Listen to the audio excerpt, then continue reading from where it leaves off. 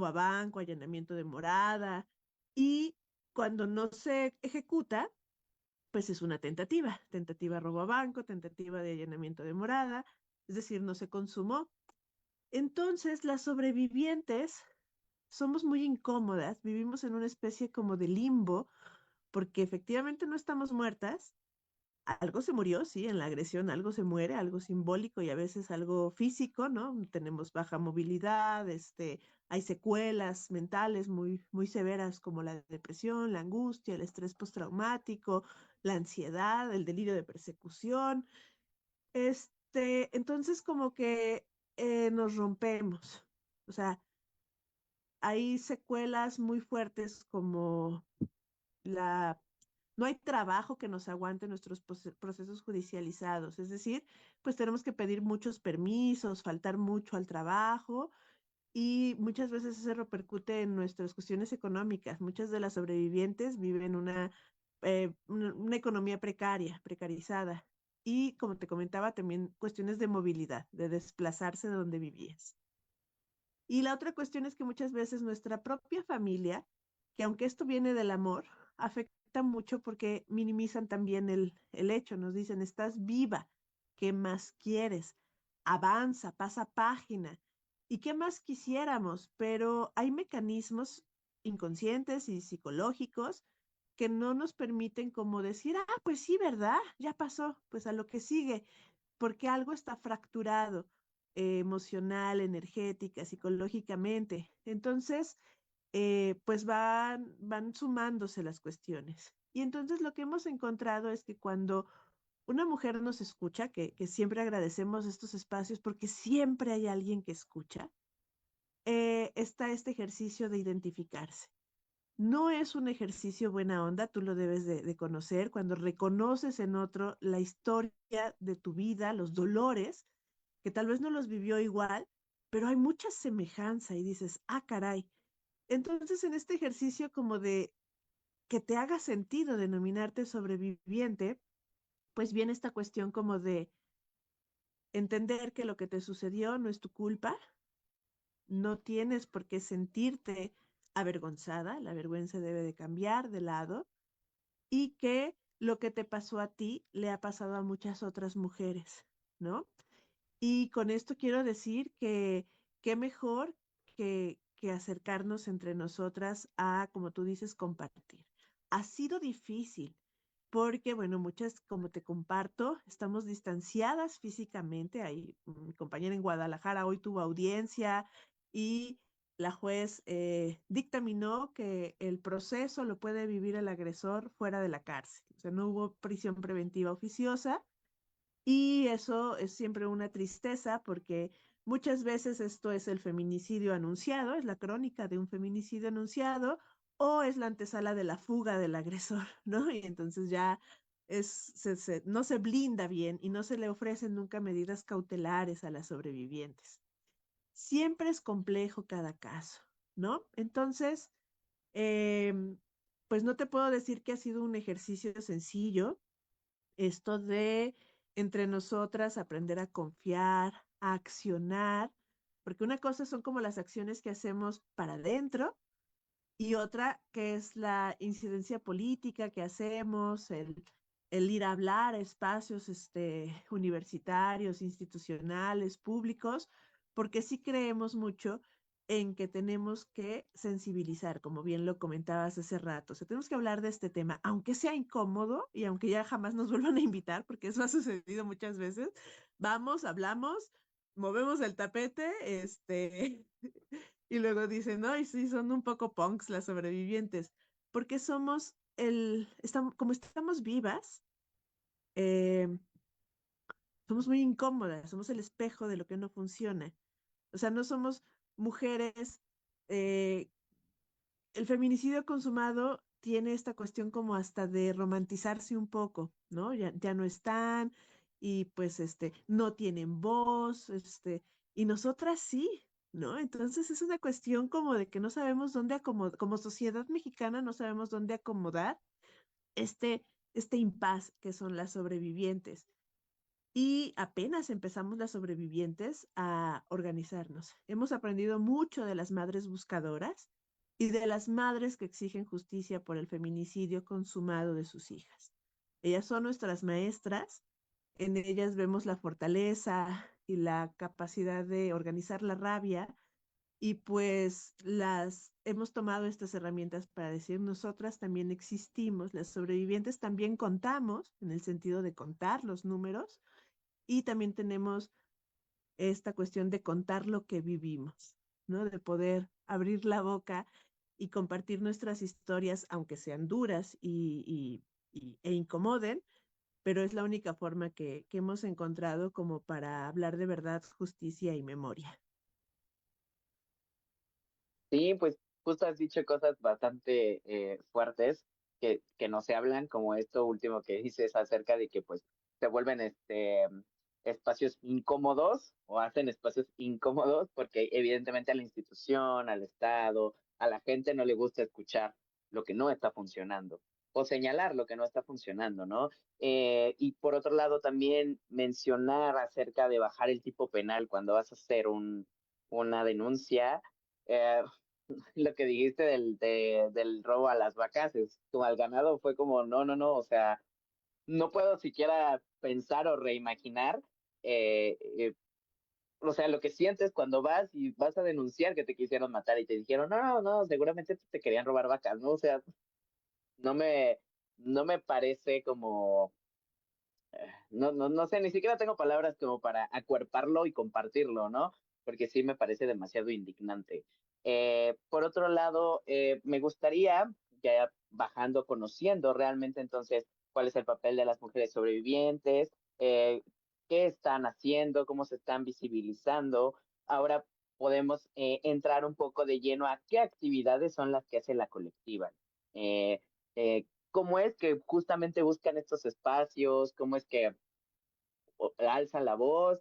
Por qué se vuelven incómodas, no? Porque a mí me gusta mucho, sinceramente, ser incómodo en los espacios, justamente desde mi existencia como diversidad sexogenérica, como hombre transgénero, y justamente ir picando estos espacios como diciendo, mira, acá esto funciona así, pero quizá dentro de un performance que también me permita mostrarle a quienes no manejan el tipo de vocabulario, quienes no conocen justamente, pues como, más bien que no están tan politizados dentro del espacio, ¿no? Entonces, me gusta hacer, no sé, igual, escribir poesía, hacer dibujos, justamente unirme con otras transmasculinidades, por ejemplo, para hablar de lo que nos está pasando como hombres trans.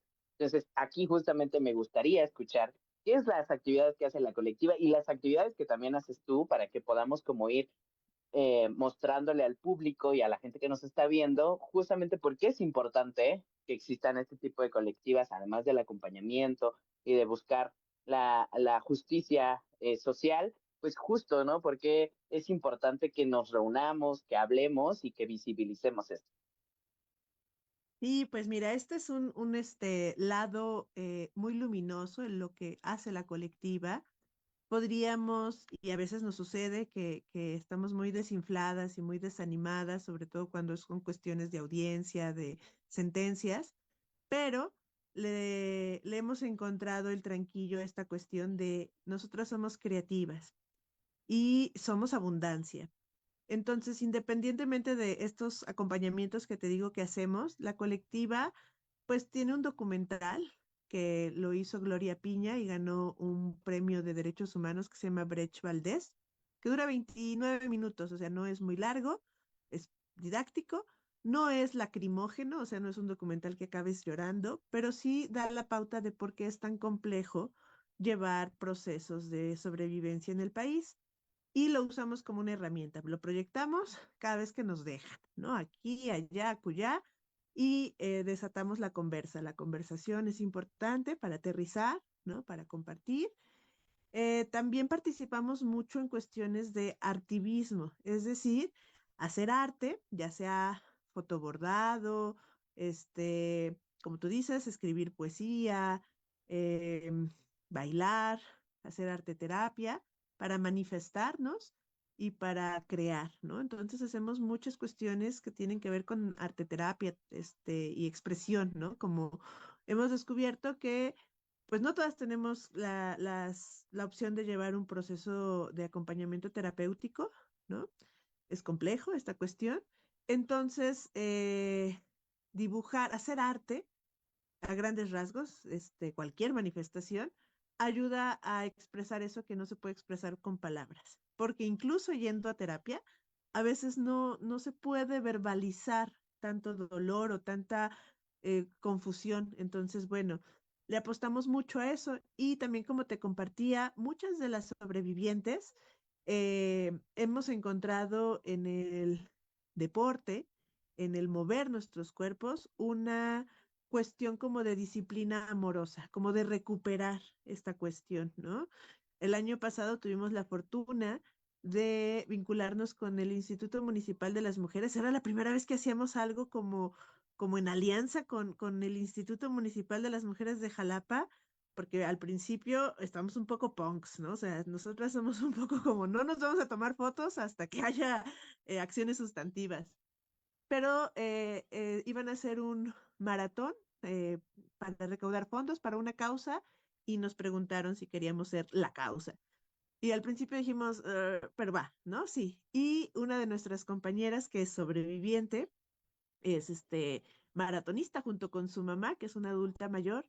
Y la verdad fue increíble verlas a ellas correr. La mamá de mi compañera ganó el primer lugar en su categoría y muchas otras de mis compañeras han encontrado en cosas tan sencillas y mundanas como ir al gimnasio, que probablemente a muchas personas les suene como cotidiano y es parte de su rutina de vida.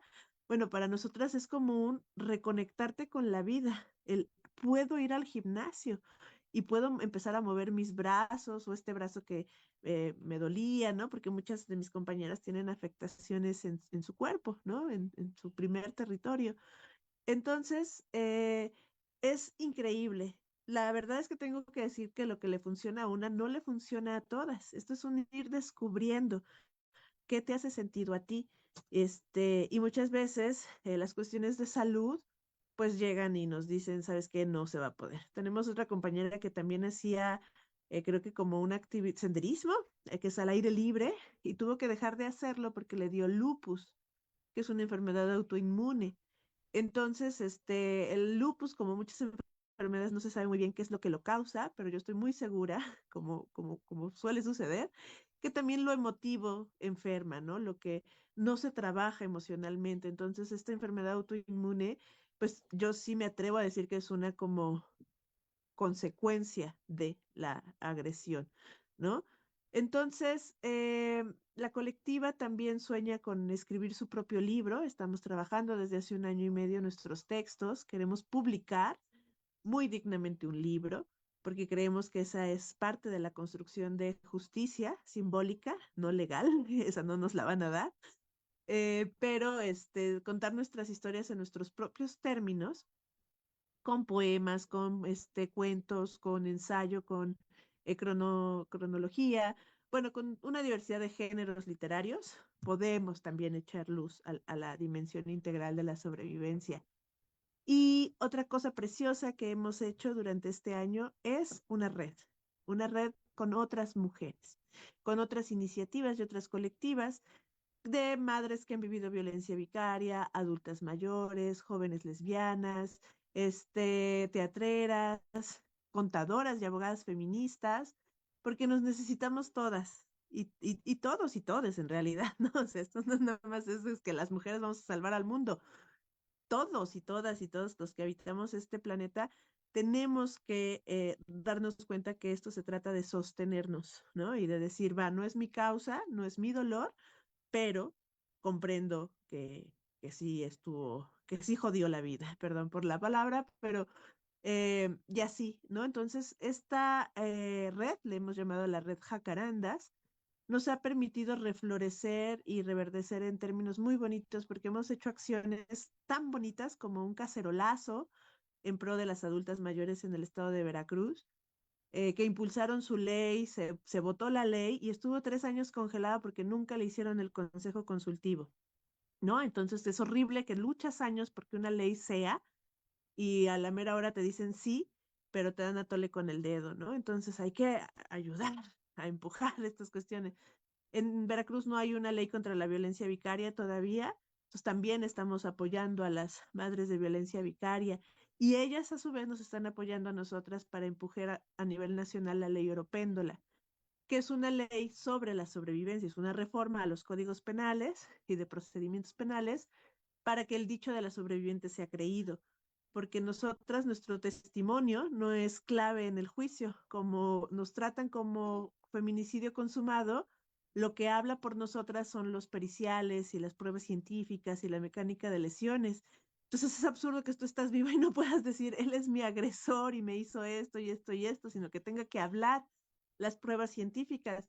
Y estaría muy bien que hablaran las pruebas científicas si realmente se hicieran. El problema es que en México no es como en las películas hollywoodenses, que si hay gente ahí, que si la huella digital, que si la herida entró así, que la ventana, que la luz. O sea, no hay investigadores a ese nivel, ¿no? Entonces, pues por supuesto que nuestro dicho tiene que ser escuchado como clave en el juicio.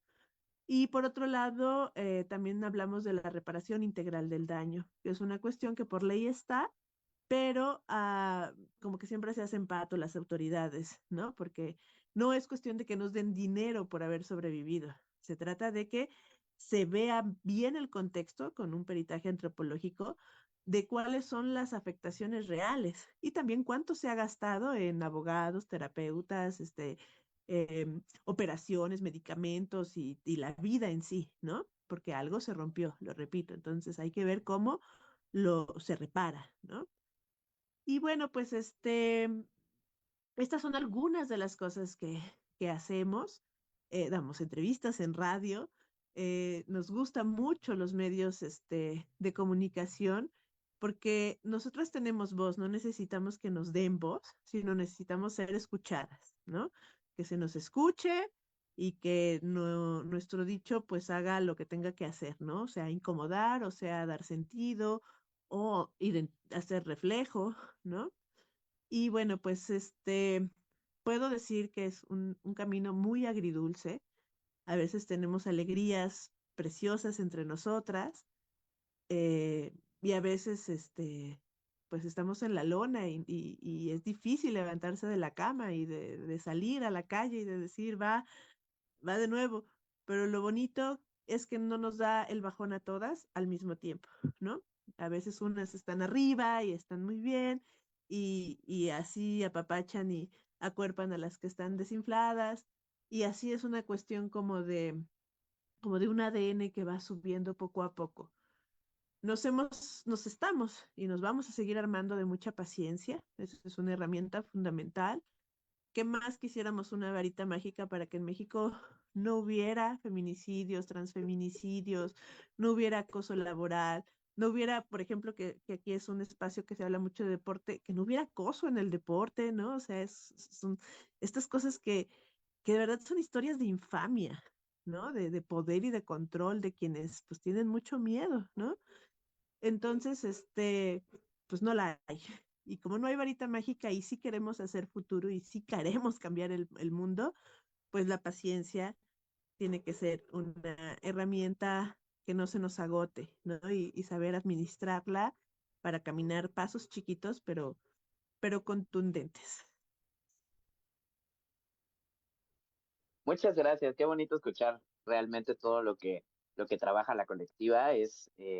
Me gusta escucharte hablar y sería genial también escuchar a más compañeras de la colectiva. Pues tocaste puntos importantes también que espero que quien nos está viendo también lo pueda reflexionar y lo pueda visibilizar.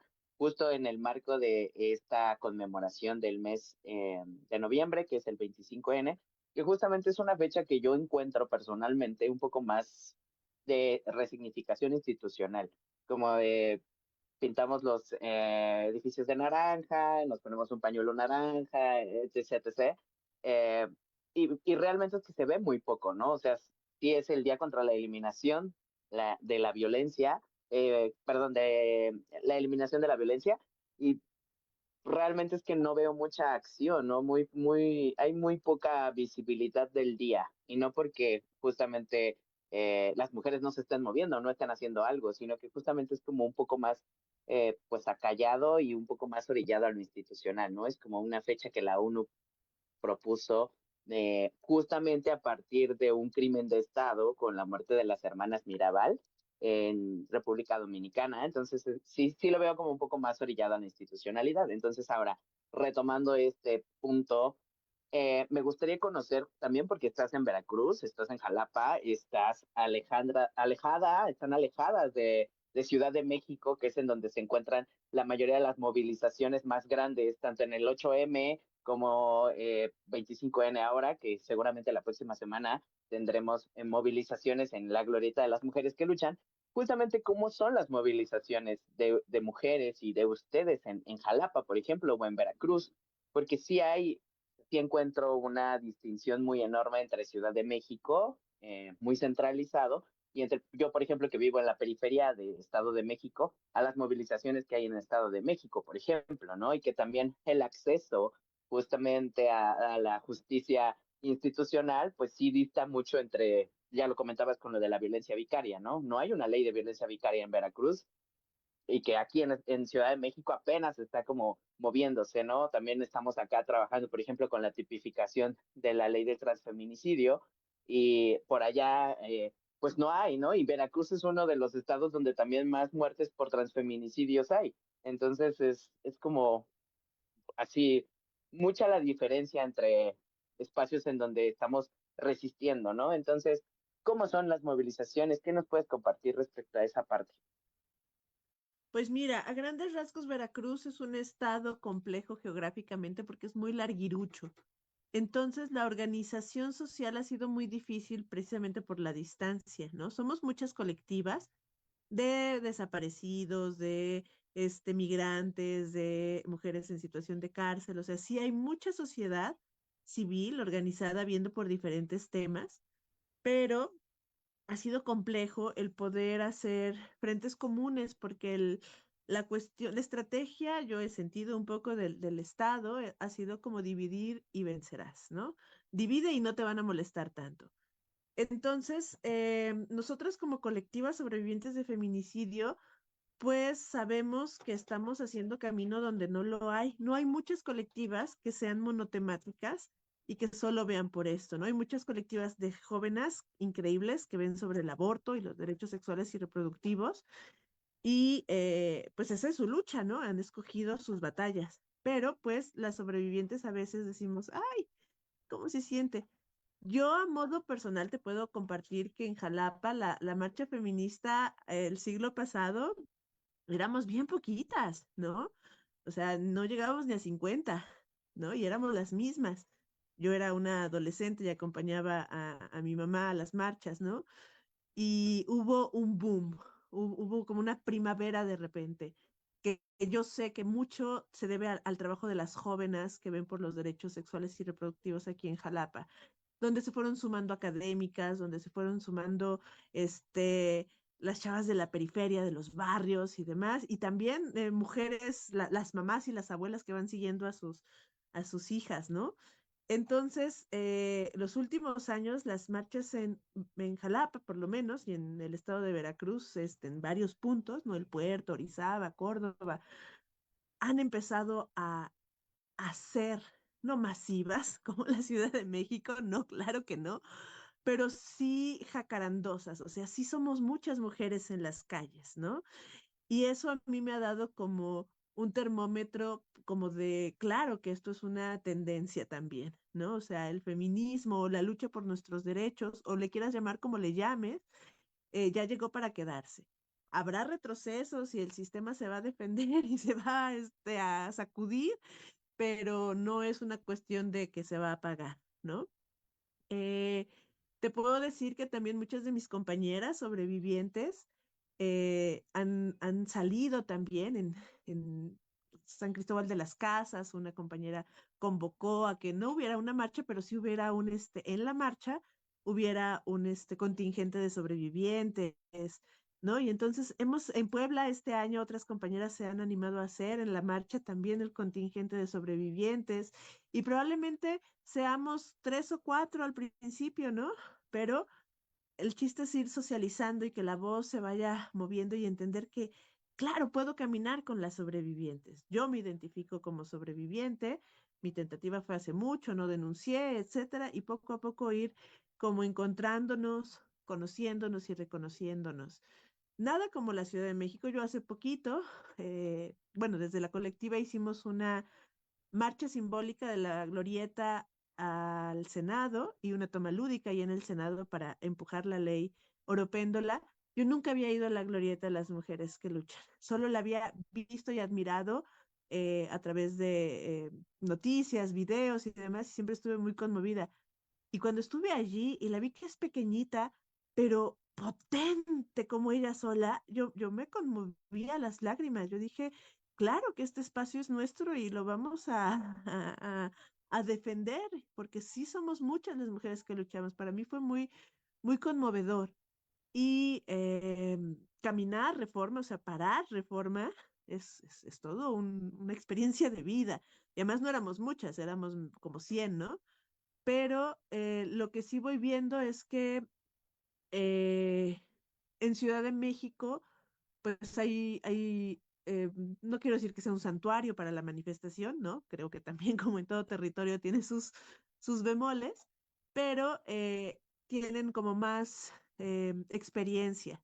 Por ejemplo, aquí en México, en la Ciudad de México, pues las audiencias, hay mucho acompañamiento entre mujeres, ¿no? Se lleva hasta batucada y, y cosas así hemos empezado nosotras a hacer en Veracruz, sabiendo que es muy peligroso, ¿no? Sabiendo que el grado de inseguridad y de fichaje de las mismas autoridades hacia nosotras y nuestras vidas privadas es muchísimo más alto, ¿no?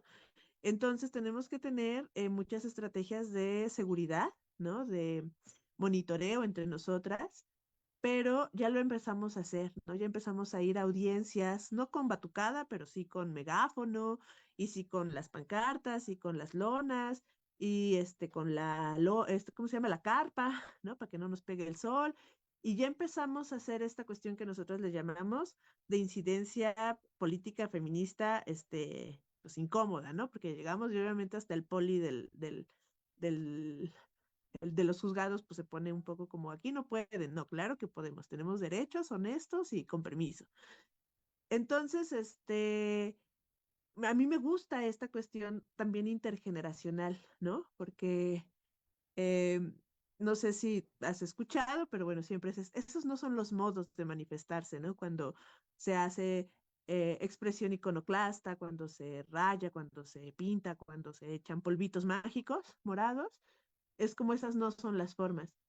Y a mí me gusta que todas las formas sean las formas, ¿no? O sea, que estén las chavas con esta digna rabia, pero también me gusta mucho ver a las adultas mayores que no le entran a eso y lo critican un poco, pero vamos caminando en el mismo sentido. O sea, pueden convivir los diferentes modos y manifestaciones de queremos nuestros derechos. Y en Jalapa ha pasado mucho eso, ¿no? Incluso ha sucedido el que funcionarias que son feministas y que les cuesta un montón de trabajo estar en sus espacios, se unen a la marcha, ¿no? Y hay a las que les molesta porque ellas tienen salario pero nos necesitamos también cuidar a las que están hackeando el sistema desde adentro con todo en contra, ¿no? Pero a veces soy muy optimista, como creo que hoy es el día, donde siento que esa es una de las claves que tenemos. O sea, tenemos que estar en todos lados, en todos los lugares, en todas las temáticas, en el deporte, en la ciencia, en la investigación, en las calles, en los hogares, en la maternidad, ¿no? Desde allí, todas haciendo un poquito, es como vamos a desmantelar esta tabla que nos está es una opresión desde hace siglos, ¿no? Entonces, pues hay que ser, hace mucho en un conversatorio llegamos a la palabra termitas. Hay que ser termíticas, es decir, no, o sea, es de a poquito, de a poquito, de a poquito, para que la tabla ya no sea tan dura. ¿no? Y la vamos a desmantelar, nos la vamos a comer. Tienes toda la razón. Ha sido un placer platicar contigo, escucharte. Justamente me alegra mucho saber que Veracruz también se está moviendo, que Jalapa, Orizaba, todos estos pequeños espacios están moviéndose. Hay mujeres que están siendo acompañadas, están dando su voz, se están haciendo escuchar y eso realmente es que es digno de aplaudirse y de seguir. Eh, Picoteando, como dices, la tabla para que se haga más liviana y para que justamente pues haya más visibilidad acerca también pues de las mujeres sobrevivientes. Y bueno, cuéntanos cómo pueden las mujeres acercarse, dónde las buscan, correos electrónicos, páginas en redes sociales, si tienen alguna actividad cercana o si van a hacer alguna actividad cercana respecto al 25N o en general, si tienen actividades para que la gente que las está pues escuchando, que te está escuchando, pues se puedan acercar, puedan mandar un mensaje. Claro que sí, somos señoras de Facebook, la mejor red social para localizarnos y que contestemos así es el Facebook. Allí te pueden canalizar, ya sea a mí, que soy primer contacto, es decir, yo digamos que doy como la bienvenida y platico un poco qué hacemos, cómo lo hacemos y te escucho. No es muy importante que te sientas escuchada o si tu caso es de acoso laboral o violación o demás, poder ayudarte para canalizar, ¿no? Porque hacemos mucho eso, ¿no? O sea, no nos podemos dedicar a todas las manifestaciones de la violencia, pero conocemos otras hermanas, ¿no? Y también depende de dónde vives. Y bueno, pues también tenemos el Instagram, @vivasestamos. Somos más lentas allí, pero por supuesto que respondemos, ¿no? Correo electrónico es sobrevivientes@gmail.com. Pero es un correo, pues donde nos puedes escribir tu caso o puedes proponernos alguna vinculación o un programa de radio y ahí ya nos ponemos de manera más formal, ¿no? A través de los correos electrónicos. Sí, justamente ahorita está aquí al lado mi laptop. Estoy terminando la cartelera de acciones de la red Jacarandas, de la cual somos impulsoras. Somos más de 8 colectivas y organizaciones de la sociedad civil. Y vamos a tener acciones en muchas partes, en Villa del Carbón, ahí en el Estado de México, en Tuxtla Gutiérrez, en Puebla, Puebla, aquí en Jalapa. Entonces estamos muy entusiasmadas porque todo el año estamos haciendo un montón de cosas, ¿no? Pero esta vez hicimos una cartelera y dijimos, no manches, en estos 16 días de activismo, que así se manifiesta desde la ONU, ¿no? Que del 25N al 10D, que es el Día de los Derechos Humanos, pues se hable del cómo erradicar la violencia de género. Se supone que en el 2030 ya las acciones sustantivas ya habrán hecho lo suyo.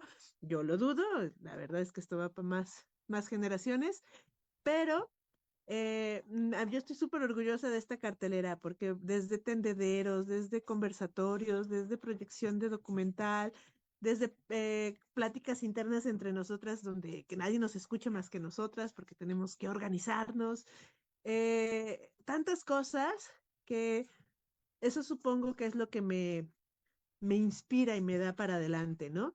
Entonces, si mañana visitan la página en Facebook de sobrevivientes de feminicidio, ya la van a ver en línea, la pueden compartir, la pueden apoyar. Este tiene todos los colores, no nada más el naranja, porque creo que en la lucha feminista, pues todos los colores son bienvenidos, ¿no? O sea, el morado sabemos qué significa, sabemos el rosa, sabemos el verde. Nosotras como sobrevivientes proponemos el amarillo por el oro, con el que nos recomponemos, como una pieza de kintsugi, que es una técnica japonesa que restaura porcelana rota con oro y que se vean las grietas. Y sí, el día naranja es para vender sacos y zapatos y corbatas naranjas, creo que esa es la ganancia neta, pero pues hay que entrarle, ¿no? Hay que entrarle a estos como empujes desde las instituciones, estos espacios donde se acuerdan que existimos y pues con permiso, voy a agarrar el micrófono y no lo voy a soltar. Entonces, mañana pueden ver nuestra cartelera. De verdad, yo me inflo de amor cada vez que le estoy haciendo cambios de diseño y demás. Entonces, porque también esa es otra, aunque muchas personas estemos en la lucha, necesitamos a la sociedad civil, ahora sí que no sé cómo decirle, la que siente que esta no es su lucha, claro que es, ¿no? Entonces te necesitamos, ven, escucha, comparte, este, seguramente tú tienes alguna persona con que ha vivido violencia y que necesita saber que sí hay manadas, ¿no? Y que tú les tires el puente y el dato, pues qué mejor, que es muy bonito. Que sepamos que estamos a un clic de cambiarle la vida a muchas personas.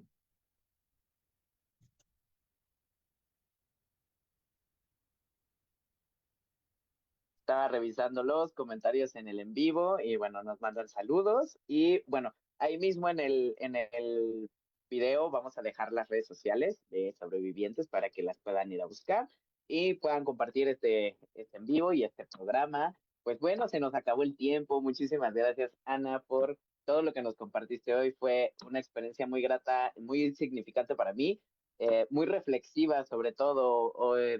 También he tenido reflexiones respecto al Día de la Remembranza trans y bueno, ha sido justamente escuchar acerca de la justicia social, de la justicia institucional, eh, de leyes, de acceso justamente a hablar de nuestros derechos y entonces ha sido un programa bastante especial para mí. Muchísimas gracias, Ana, por compartirlo. Y bueno, nos vemos el próximo viernes para seguir con Todas Unidas contra la Violencia, parte 2, en donde justamente tendremos una invitada que nos va a hablar acerca de las actividades que hace con la divulgación científica, tal justo como lo decía Ana, la importancia de que las mujeres estén en todos los espacios, en la ciencia, en la investigación. Entonces, bueno, nuestra invitada nos va a platicar acerca de su trabajo desde la divulgación científica y su resignificado en el 25N. Muchísimas gracias y nos vemos el próximo viernes.